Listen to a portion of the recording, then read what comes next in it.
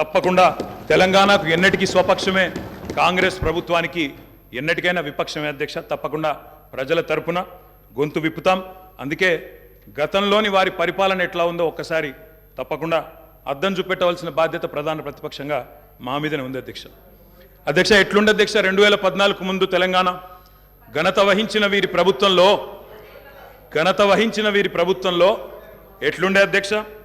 పడావుబడ్డ భూములు, పాడుబడ్డ ఇండ్లు, ఆకలి కేకలు, ఆత్మహత్యలు. అధ్యక్ష అధ్యక్ష వారు మొదటిసారి ప్రభాకర్ అన్న మొదటిసారి శాసనసభకు వచ్చిండ్రు, మొదటిసారి మంత్రి అయినారు అధ్యక్ష. కాబట్టి కొద్దిగా తొందరపడకండి అధ్యక్ష. చరిత్ర చాలా ఉంది.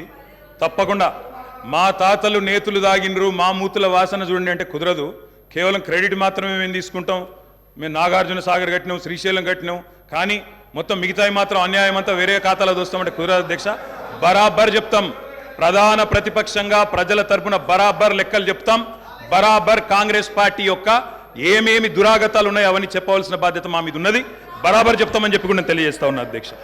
అధ్యక్ష పడావుబడ్డ భూములు, పాడుబడ్డ ఇండ్లు, ఆకలి కేకలు, ఆత్మహత్యలు, వలసలు, కరువులు, కర్ఫ్యూలు, ఎన్కౌంటర్లు, కరెంటు కోతలు, కటిక చీకెట్లు, నెర్రెలు బారిన నేలలు, నెత్తురు గారిన నేలలు. ఇదే కదా ఆనాటి మీ గొప్ప ఘనత వహించిన ప్రభుత్వంలో ఆనాడు మీరు చూపెట్టిన అద్భుతాలు ఇవే కదా అధ్యక్ష. ఒక్క మాటలో చెప్పాలంటే అధ్యక్ష వీళ్ళ పాలనలో తాగునీటికి దిక్కు లేదు, సాగునీటికి దిక్కు లేదు, కరెంట్ అనేది అడ్రస్సే లేదు.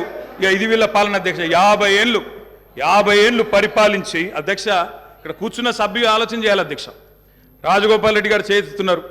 నల్లగొండలో ఫ్లోరోసిస్ తప్ప ఏమిచ్చింది అధ్యక్ష? వీళ్ళు నల్లగొండలో ఫ్లోరోసిస్తో 1,50,000 మంది నడుములు వంగరబోతుంటే మునుగోడు నియోజకవర్గంలో ఒక్కసారి నాకు ఒక కాంగ్రెస్ సభ్యుడు మాట్లాడింది అధ్యక్ష సబ్జెక్టే మాట్లాడుతున్న అధ్యక్ష. తర్వాత సభ్యుడికి ఇష్టం వచ్చినంత టైం ఇవ్వండి, మాట్లాడినివ్వండి, మాకు అభ్యంతరం. I'm not yielding sir.